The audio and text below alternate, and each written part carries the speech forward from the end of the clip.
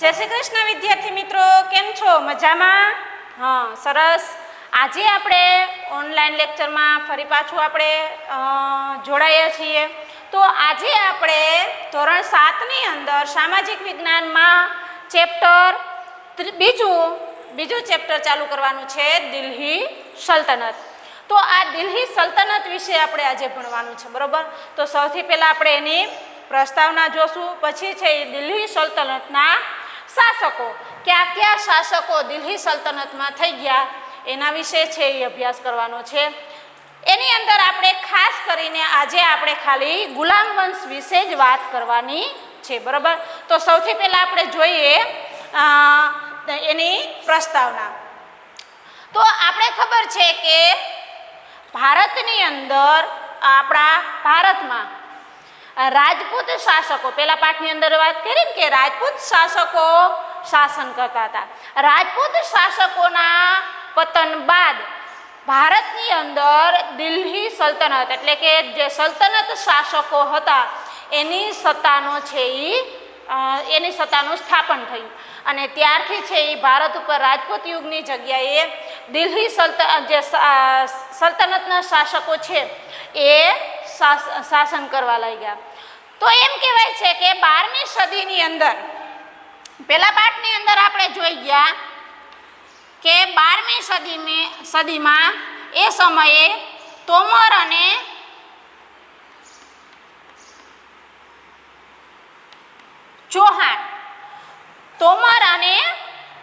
ચૌહાણમાં રાજપૂત જે શાસકો શાસન કરતા હતા, એ જે રાજપૂત શાસકોનું શાસન હતું એના પછી છે એ 13મી સદીની આડેગાળે, 13મી સદીની શરૂઆતમાં એ સમયે રાજપૂત શાસકો છે એ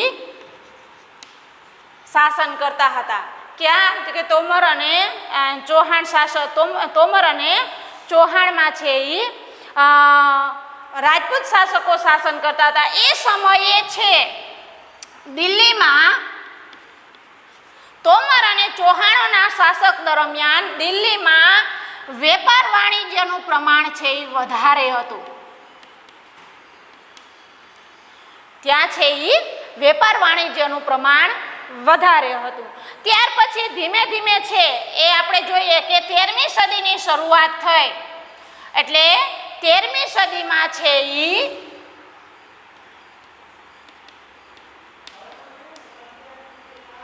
સલ્તનત શાસકો ભારતમાં શાસન જમાવવા માટે આવ્યા. 13મી સદીની શરૂઆતમાં 13મી સદીમાં છે એ આ જે સલ્તનત શાસકો છે શાસન કરવા આવ્યા. તો આ 13મી સદીની અંદર જે શાસન કરનાર શાસક હતા, એ શાસન કરનાર શાસકો છે એ સુલતાન તરીકે ઓળખાતા. શાસકો છે એ સુલતાન તરીકે ઓળખાતા. ક્યાં નામે ઓળખાતા? સલ્તનત કાળની અંદર જે શાસકો, એ સમયે 13મી સદીની અંદર જે શાસકો શાસન કરવા આવ્યા, એ શાસકો છે એ સુલતાન તરીકે ઓળખાતા. અને એનો સમયગાળો, શાસનકાળ છે, એનો શાસનકાળ છે એ કયા નામે ઓળખાતું? તો કે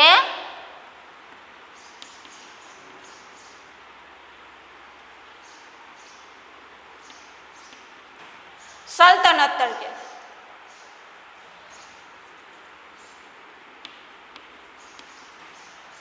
સલ્તનત તરીકે કયા નામે ઓળખાતું? તો કે એનો શાસનકાળ છે એ સલ્તનત તરીકે ઓળખાતો. જ્યારે એ સમયે શાસન કરનાર જે શાસકો છે એ શાસકો સુલતાન તરીકે ઓળખાતા હતા. એમાં આપણે જોઈએ કે સૌ પ્રથમ છે દિલ્હીમાં સલ્તનતની સ્થાપના કરનાર રાજા કોણ હતા? તો કે શિહાબુદ્દીન ગોરી. આ શિહાબુદ્દીન ગોરી છે એણે કોની સાથે યુદ્ધ કર્યું હતું? તો કે પૃથ્વીરાજ ચૌહાણ સાથે. કોની સાથે યુદ્ધ કર્યું? તો આપણે ખબર છે કે શિહાબુદ્દીન ઘોરીએ ઈસવીસન 1192 ઈસવીસન છે એ 1192 શિહાબુદ્દીન ઘોરીએ પૃથ્વીરાજ સાથે યુદ્ધ કર્યું હતું અને આ પૃથ્વીરાજ સાથે યુદ્ધ કર્યું એમાં પૃથ્વીરાજની હાર થઈ અને દિલ્હીની ગાદી ઉપર છે એ સલ્તનત શાસનની શરૂઆત થઈ. તો આ સલ્તનત શાસનની એ દિલ્હી શાસકો છે, આ જે સલ્તનત કાળના શાસકો છે, સલ્તનત શાસકો છે એણે 350 વર્ષ શાસન કર્યું.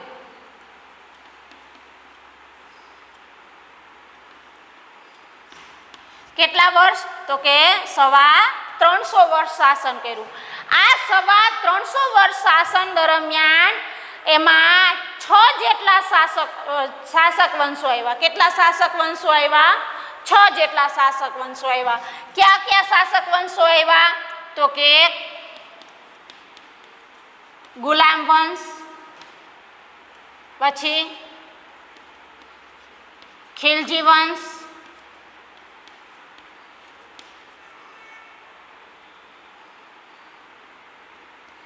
તગલક વંશ,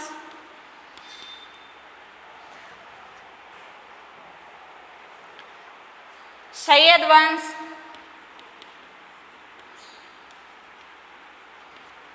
અને લોધી વંશ. આ 6 નહીં પણ આ 5 શાસકો છે એ 5 શાસકોએ છે એ દિલ્હી સલ્તનત કાળની દરમિયાન છે એ શાસન કર્યું. કોણે? કે દિલ્હીની અંદર સલ્તનત કાળની સ્થાપના થઈ એ પછી એની અંદર 350 વર્ષ દરમિયાનના સમયગાળામાં આ 5 શાસકોએ 5 જે શાસકો છે એ 5 શાસકોએ આ 5 શાસકો છે એણે દિલ્હી સલ્તનત ઉપર છે એ શાસન કર્યું. બરોબર? તો આ 5 શાસકોમાં આપણે સૌથી પહેલા છે આપણે જોઈએ ગુલામ વંશના શાસકો, કે ગુલામ વંશમાં કયા કયા શાસકો થઈ ગયા એના વિશે આપણે જોઈએ. તો સૌથી પહેલા આપણે જોઈએ ગુલામ વંશ. આજે 5 શાસકોના મેં નામ લખાવ્યા એ તમારી નોટબુકની અંદર છે એની નોંધ કરી લેજો. તમને કોઈ 2-3 વાક્યની અંદર પ્રશ્ન પૂછવામાં આવે કે દિલ્હી સલ્તનત શાસનકાળ દરમિયાન કયા 5 વંશના શાસકોએ શાસન કર્યું, તો તમારે આ 5 વંશના શાસકોના નામ છે એ લખવા પડે. બરાબર? તો હવે આપણે જોઈએ એમાંના સૌથી પહેલા છે એ ગુલામ વંશ વિશે. તો ગુલામ વંશ છે એનું એમ કહેવાય છે કે આગળ આપણે કીધું એમ 1192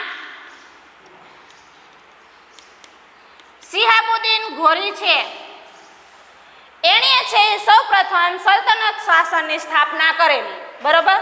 કે એણે છે એ પૃથ્વીરાજ ચૌહાણને સારી એવી હાર અપાવી અને પછી છે એ દિલ્હીમાં છે એ સલ્તનત કાળની શરૂઆત કરી. એ સમયે શિહાબુદ્દીન ઘોરી છે એની સત્તાનો પાયો દિલ્હીમાં છે એ એમ કહેવાય કે સલ્તનત કાળનો સલ્તનત સત્તાનો પાયો છે એ શિહાબુદ્દીન ઘોરીએ નાખ્યો. બરોબર? સલ્તનત સત્તાનો પાયો છે આપણે એમ કહીએ કે સત્તાનું મંડાણ છે એ શિહાબુદ્દીન ઘોરીએ કર્યું. પણ આપણે જેને કહીએ છીએ ગુલામ વંશનો સ્થાપક છે એ આજે શિહાબુદ્દીન ઘોરી ગણાય નહીં. એમાં આપણે આગળ જોઈએ કે ગુલામ વંશનો સ્થાપક કોણ ગણાય. તો એ સમયે છે આ જે શિહાબુદ્દીન ઘોરી છે એનો ગુલામ કોણ હતું? તો કે આનો જે ગુલામ છે એ કુતુબુદ્દીન ઐબક હતો. એ છે આ શિહાબુદ્દીન છે એનો ગુલામ હતો. કોણ હતો? તો કે એનો ગુલામ હતો. મોહમ્મદ ઘોરી, જે શિહાબુદ્દીન છે એ શિહાબુદ્દીન ઘોરી છે એ ઇતિહાસના પન્નામાં છે એ મોહમ્મદ ઘોરીના નામે પણ ઓળખાય છે. તો આનો મોહમ્મદ ઘોરીનો ગુલામ છે એ કુતબુદ્દીન ઐબક હતો. એ છે એ કુતબુદ્દીન ઐબક છે એ મલમક વંશનો હતો. કયા વંશનો હતો? મલમક વંશનો શાસક હતો. તો એણે છે એ આ જે શાસન છે દિલ્હી સલ્તનતનું શાસન છે એ શાસનને ટકાવી રાખવા માટે એને સારો એવો પ્રયત્ન કર્યો અને એણે છે એ દિલ્હી સલ્તનતના શાસનને છે સારી રીતે એના શાસનને જાળવી પણ રાખ્યું. પણ એક વખત છે આપણે એમ કહેવાય કે એક વખત એવી એક રમત છે પોલો રમત. એ એક રમત છે જે પોલો રમત કહેવાય છે. પોલો રમત એટલે કઈ તમે ટીવીની અંદર જોઈ છે કે ઘોડા ઉપર બેસી અને એક નાની એવી ટેનિસની દડી જેવી દડી રમત હોય છે એનાથી છે એ દડીને છે ફટકારીને સામે ઓલું છે ગોલ કરવાનો હોય છે. એ રમત છે એ પોલો રમત કહેવાય. તો આ રમત છે એ પોતે ઈસવીસનને 1210માં ઈસવીસન 1210માં કુતબુદ્દીન ઐબક છે એ પોલો રમત રમતા હતા ઘોડા ઉપર સવાર થઈને. એમાં છે એ ઘોડા ઉપરથી પડી જતા એનું મૃત્યુ થાય છે અને કુતબુદ્દીન ઐબકના અવસાન પછી એનો છે આ કુતબુદ્દીન ઐબકનો જમાય અને ગુલામ પણ કહેવાય છે. એનો ગુલામ પણ કહેવાય અને જમાય પણ કહેવાય. કોણ?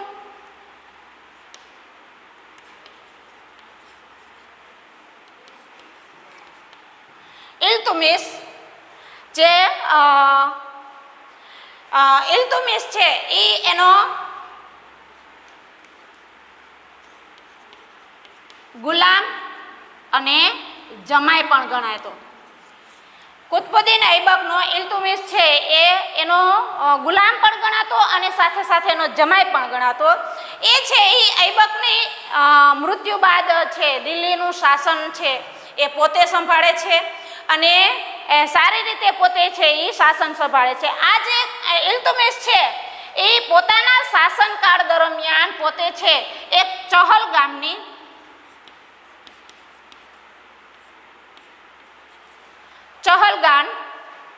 ચહલગાનની સ્થાપના કરી છે. ચહલગાન એટલે શું?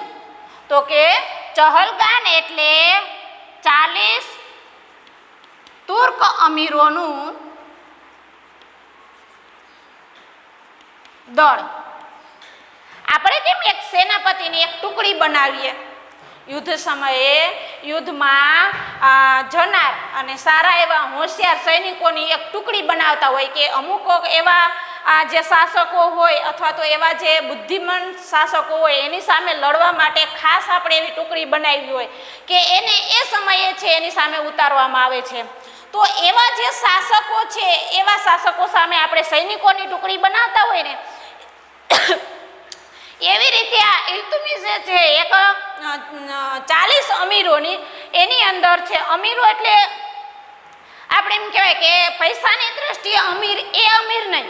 અમીરો એટલે એ સમયે એ એક જાતિના જે માણસ ગણાતા કે જે આપણે કેમ કહીએ કે પ્રધાનમંત્રી કે રાજ્યના હોય અલગ અલગ મંત્રીઓના નામ આપેલા હોય એમ આ અમીરો છે રાજ્યના જે એક પદના જે માણસો છે એ માણસોનું એવા 40 માણસો છે એ માણસોને ભેગા કરીને એક એવું દળ બનાવેલું હતું જેને ચહલગાન કહેવામાં આવે છે.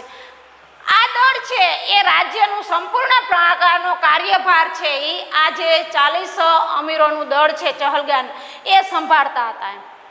એટલે કોઈ પણ રાજ્યમાં કોઈ નિર્ણય લેવો કે એટલે ટૂંકમાં એનું કારણ એ થતું કે એના કારણે છે રાજા ઉપર કાર્ય બોજો છે એ ઘટી જતો. મોટા ભાગનું કાર્ય છે આ દળના છે એ માણસો કરતા, એ દળના લોકો કરતા. એટલે એવામાં બને છે એવું કે ઇલ્તુમિશ છે એ આ રીતે છે એ પોતે છે આવું દળની સ્થાપના કરે છે. એટલે ખરી રીતે આપણે જોઈએ તો આ ઇલ્તુમિશ છે એ ગુલામ વંશનો સ્થાપક ગણાય. જો આ ખાસ યાદ રાખજો, એક વાક્યના પ્રશ્નની અંદર તમને પ્રશ્ન પૂછવામાં આવે કે ગુલામ વંશનો ખરો સ્થાપક કોણ ગણાય છે? તો કોણ ગણાય? તો કે ઇલ્તુમિશ. શું કામ? કે એ છે એક તો ગુલામાય હતો, પોતે જમાયો હતો, સાથે સાથે એની ખાસ કરીને આ પ્રકારનું એક સૈન્ય દળ છે એ બનાવ્યું હતું કે જેના કારણે છે પોતે લાંબો સમય સુધી છે એ શાસન છે એ કરી શકે. એટલા માટે એને ઇલ્તુમિશને છે એ ગુલામ વંશનો સાચો સ્થાપક, ગુલામ વંશનો સાચો સ્થાપક છે એ ઇલ્તુમિશને ગણવામાં આવે છે. હવે વાત એ હતી કે આ જે ઇલ્તુમિશ છે એને છે એ પોતાના જે દીકરા હતા એ દીકરાઓમાંથી એક પણ દીકરાને છે પોતે પોતાના રાજ્યનો ઉત્તરાધિકારી નથી બનાવતા, પણ કોને બનાવે છે? તો કે પોતાની પુત્રી રઝિયા બેગમને. કોને બનાવે છે? રઝિયા બેગમને. આ છે એ પોતાની પુત્રી હોય છે રઝિયા બેગમ, એને છે પોતાના રાજ્યની ઉત્તરાધિકારી બનાવે છે. ઉત્તરાધિકારીનો તમને ખબર છે ને મતલબ શું થાય? આપણે આગળના પાઠમાં છે એ સમજાવી દીધું. ઉત્તરાધિકારી કોને કહેવાય?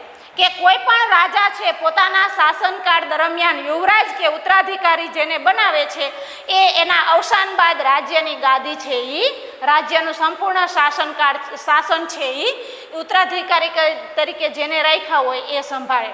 તો અહીંયા આ જે ઇલ્તુમિશ છે એ પણ છે એ પોતાના ઉત્તરાધિકારી તરીકે પોતાના એક પણ પુત્રને છે એ ઉત્તરાધિકારી તરીકે બનાવતા નથી, પણ પોતાની પુત્રીને. શું કામ? કે એના પુત્રોની દ્રષ્ટિએ છે રઝિયા બેગમ છે એ શાસન કરવામાં કાબેલ હતી, એટલે રઝિયા બેગમને ઉત્તરાધિકારી બનાવે છે. અને ઇલ્તુમિશના અવસાન બાદ રઝિયા બેગમ છે એ દિલ્હી સલ્તનતની ગાદીએ આવે છે.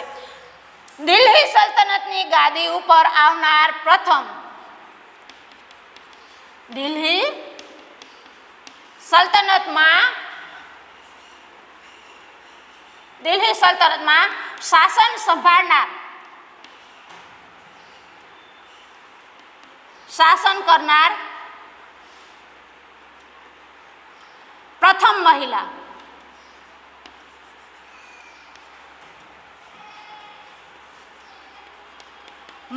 શાસક છે એ રઝિયા બેગમ હતી. કોણ હતી? તો કે રઝિયા બેગમ. દિલ્હી સલ્તનત શાસનકાળની અંદર સત્તા સંભાળનાર મહિલા શાસક તરીકે સૌ પ્રથમ કોણ હતી? તો કે રઝિયા બેગમ હતી. આ એના માટે એક મોટી ઓપોર્ચ્યુનિટી હતી, એટલે કે એક મોટી અને બહુ મોટી વાત હતી. શું કામ? કે એક તો એને સ્ત્રી તરીકે ગાદી સંભાળવી છે એ બહુ અઘરી વાત છે, કારણ કે આપણો અત્યારનો જે પુરુષ પ્રધાન દેશ છે એ કોઈ પણ સ્ત્રી કાર્યમાં આગળ વધે એટલે એનો અહમ ગવાય.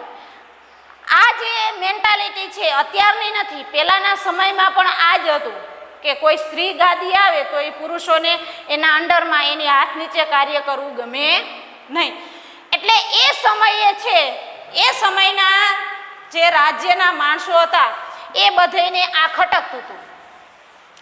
ખાસ કરીને જે આ ચહલગાનનું જે દળ બનાવેલું હતું એ દળના શાસકો છે એ અમીરો છે એને છે એ આ બાબત ખટકતી હતી. કઈ બાબત ખટકતી હતી?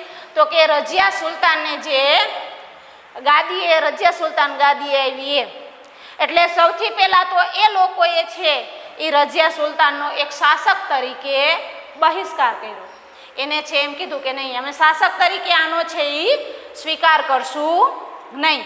એટલે એનો વિદ્રોહ થયો રઝિયા સુલતાનનો કે ભાઈ આને અમે કે સત્તા તરીકે અમે સ્વીકાર કરશું નહીં. જે અમીરો છે એ અમીરોનું ષડયંત્ર એવું હતું કે રઝિયા સુલતાનને ગાદી ઉપરથી ઉતારી અને એની જગ્યાએ છે અમે લોકો છે એ ગાદીએ આવીએ.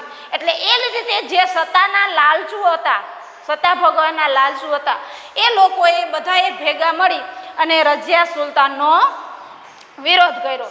અને એની સાથે જ છે અને સાથે રઝિયા સુલતાનને છે કાવતરાથી મારી નાખવામાં આવે છે. એટલે રઝિયા સુલતાનના અવસાન પછી 6 વર્ષ સુધી, એના અવસાન બાદ 6 વર્ષ સુધી સલ્તનત કાળમાં કોઈ પણ રાજા હતો નહીં. 6 વર્ષ સુધી કોઈ રાજા જ નહોતો. કોઈ રાજા નહોતો. એને શું કહેવાય? એમ કીધું ને કે 6 વર્ષ સુધી અંધાધૂંધી રહે. અંધાધૂંધી રહે એટલે કોઈ પણ એક નિશ્ચિત રાજા નહોતો જેનું જે ટૂંકમાં બલવાન કે તાકાતવર કે બુદ્ધિનો ઉપયોગ કરતા એ થોડો સમય શાસન મારીએ. બધાય અંદરો અંદર છે એ ગાદી, સલ્તનતની ગાદી, સત્તાની ગાદી મેળવવા માટે, દિલ્હીની ગાદી મેળવવા માટે અંદરો અંદર છે એ ઝઘડાઓ કરતા હતા. એટલે આ રીતે છે એ ધીમે ધીમે છે એ ગુલામ વંશનું છે એ પતન થવા માંડ્યું. અને આ રીતે 6 વર્ષ સુધી તો કોઈ કોને રાજા રાખવો કે કોને ના રાખવો એની અંદર અંદરો અંદર ઝઘડાઓ થવા માંડ્યા. ત્યાર પછી છે 6 વર્ષ બાદ છે એ ઇલ્તુમિશનો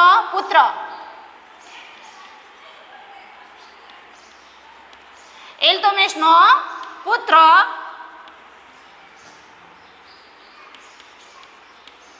નાસિરુદ્દીન ગાદીએ આવ્યો. બરોબર?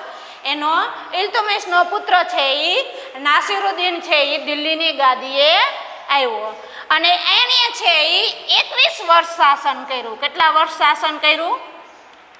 21 વર્ષ છે એ દિલ્હીની સત્તા ઉપર રહી અને શાસન કર્યું. અને આ નાસિરુદ્દીન છે એણે જે એના પિતા ઇલ્તુમિશે જે બનાવેલી ચહલગામનું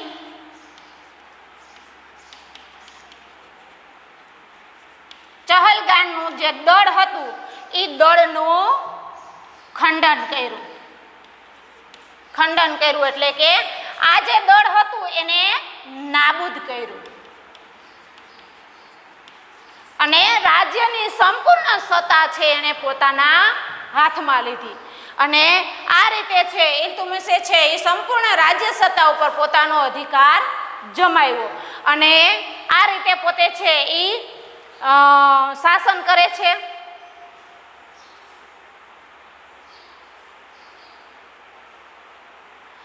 ત્યાર પછી છે પોતે નાસિરુદ્દીનના અવસાન બાદ છે એ ગ્યાસુદ્દીન બલબન, આ નાસિરુદ્દીન છે એના અવસાન બાદ પછી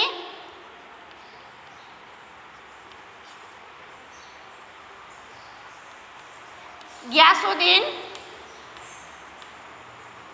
બલબન છે એ દિલ્હીની ગાદીએ આવે છે અને દિલ્હીની ગાદીએ પોતે આવ્યા બાદ છે એ પોતાની પકડ છે એ વધારે મજબૂત બનાવે છે અને પોતે છે નાસિરુદ્દીન 21 વર્ષ શાસન કરે છે.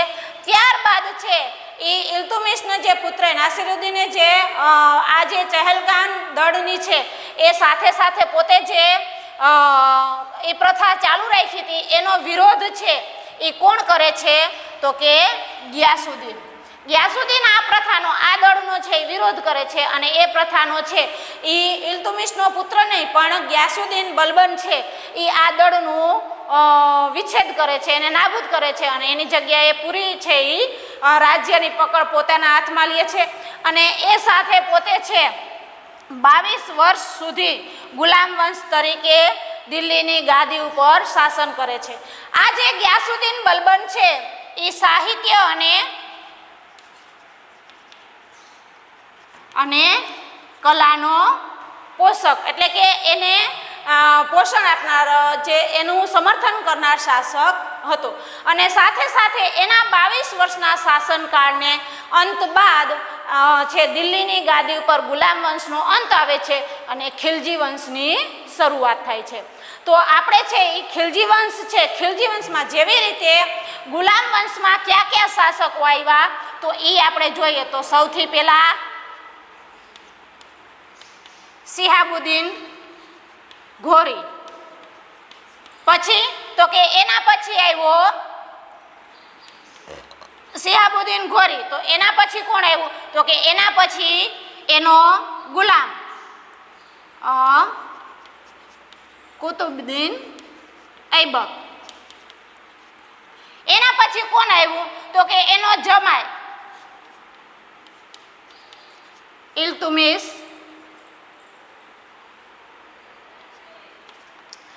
પછી એના પછી કોણ ગાદી આવ્યું તો કે ઇલ્તુમિશની પુત્રી રઝિયા બેગમ.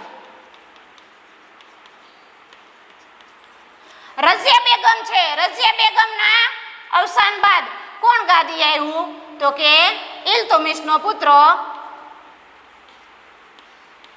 નાસિરુદ્દીન. નાસિરુદ્દીનના અવસાન બાદ કોણ આવ્યું? તો કે ગ્યાસુદ્દીન બલબન. અને ગ્યાસુદ્દીન બલબનના અવસાન બાદ ગુલામ વંશનો અંત થાય છે અને ખિલજી વંશની સ્થાપના થાય છે. તો આપણે આ જોયા કે ગુલામ વંશના શાસકો એટલા હતા. કોણ કોણ હતા? શિહાબુદ્દીન ગોરી, કુતબુદ્દીન ઐબક, ઇલ્તુમિશ, રઝિયા બેગમ, નાસિરુદ્દીન અને ગ્યાસુદ્દીન બલબન. બરાબર, આ એના શાસકો હતા. હવે પછીના લેક્ચરમાં આપણે ખિલજી વંશની વાત કરીશું. બરાબર, આજના આ લેક્ચરની અંદર એટલું જ. ઓકે, તમે જોઈ વિડીયોમાં સાથે જોતા છે એટલું છે એ યાદ રાખી લેજો. અસ્તુ.